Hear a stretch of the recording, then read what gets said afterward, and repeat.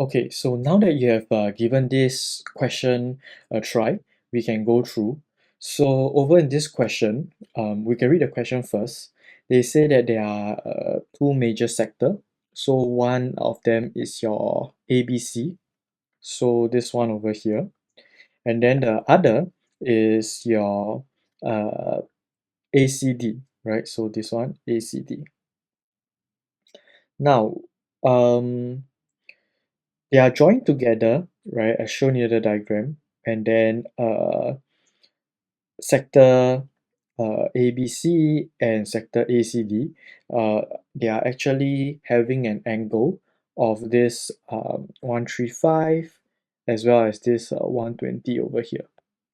So they also tell you that your AC is 10 cm. So with that, we can tell that this length here is 10 cm. So that's given. Now, then next, in part 1, you are required to find the parameter of the figure. So let's start with part 1 first. For parameter of the figure, that would mean the outline of the figure in this case, right? So parameter means outline. So over here, I can actually highlight the highlight which region that they are referring to, right? That is going to be the parameter of the figure. So this is actually the parameter that they want you to find.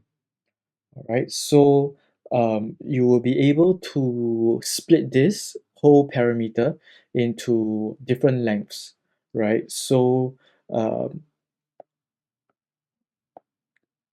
you can have you can find the arc length first. So this is your AD as well as your arc length here, the BC.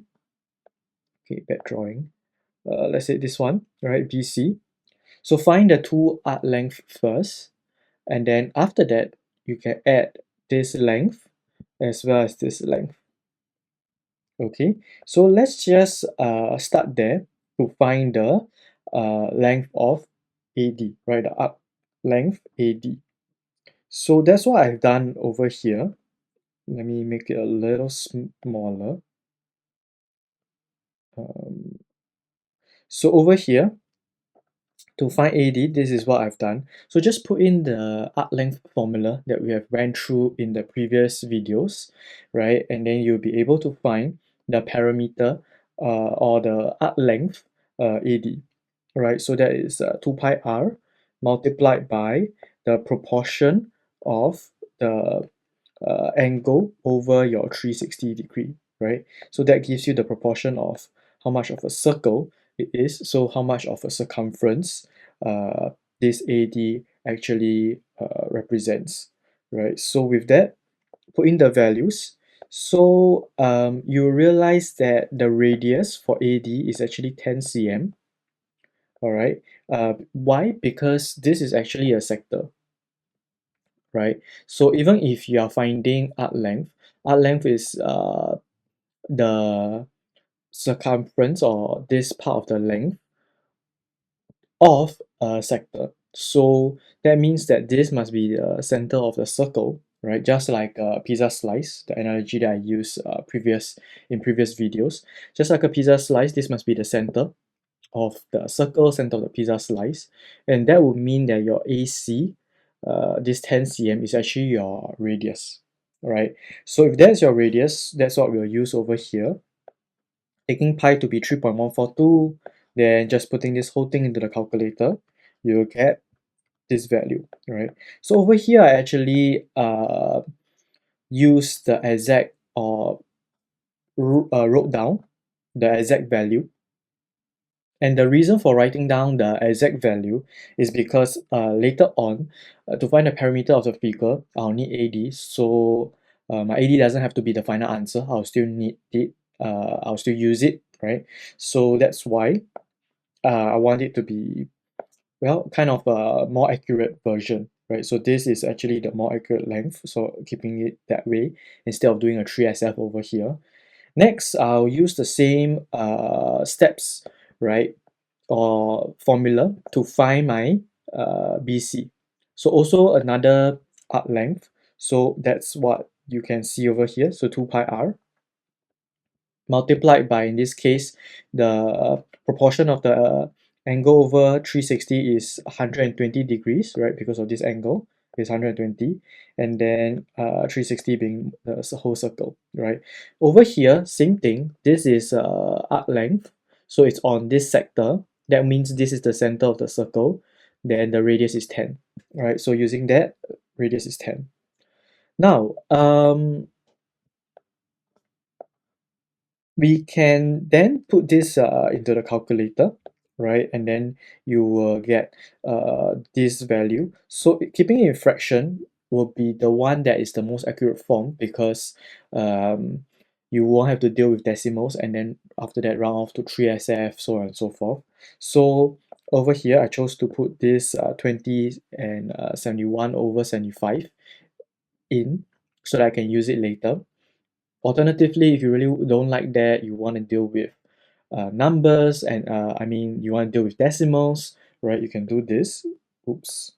You can do this. So keep it as 20.9467. So keep a bit more significant figures.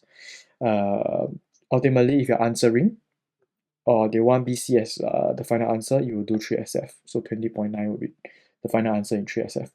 But we're not done yet, right? We want to find the parameter of the figure. So as mentioned earlier, right, the parameter is made out of these two arc length, which already we found. Then we still have two more length, right? This CD as well as AB. So CD and AB over here are actually the radius of your sector. So over here, let's start with CD first. Since this is the center of circle, this would be a radius as well, right? So if one of the radius is 10 cm, the other radius has to have the same value, right? So this is also 10 cm. So I can conclude that this is also 10 cm. I can use it to find my parameter. Same analogy or same thinking, right, goes for this. So this is the sector that we are looking at, and if this is the sector, right, then this is the radius as well. So radius, and then this will be 10 cm too. So with that, I will actually add my AD and my BC to the two radius, right, the AB as well as CD. So putting that in, right, AD is this, so that's why I have this value here. And then BC is not this one. BC, I'm going to use the fraction so that it's a bit more accurate, so keep the fraction. Now, then AD and CD we just mentioned, they are 10 cm each, right? So 10 cm, 10 cm. So these are the values. Now, putting them together, this is what it will be approximately. But because now I want to get the parameter as my final answer, right? So I'll do three significant figures and I'll round off. Okay, so that actually covers part one, finding the parameter of the figure. Now, because parameter is outlined, right? So that's why I don't add this length over here, or in case some of you found the parameter and then you added this length. All right. Okay. Anyway, with that, we can now move on to part two. So let me bring this and park it one side. So this one here, park it here. And then let me bring part two in so that we can discuss. Okay, great. So this is part two over here. And let's discuss. So they want you to find the total sector area of the figure. So in this case, right, total sector area of the figure is actually made out of this sector A, C, D, as well as this other sector A, B, C. So two sectors. So just by using the formula and the method that we mentioned, how to find sector area in the previous videos, you'll be able to quite easily get the sector area, each of the sector area, and then adding them together, you get a total sector area of the figure. All right, so that's the approach we'll be going for, and you can see that in my working over here as well.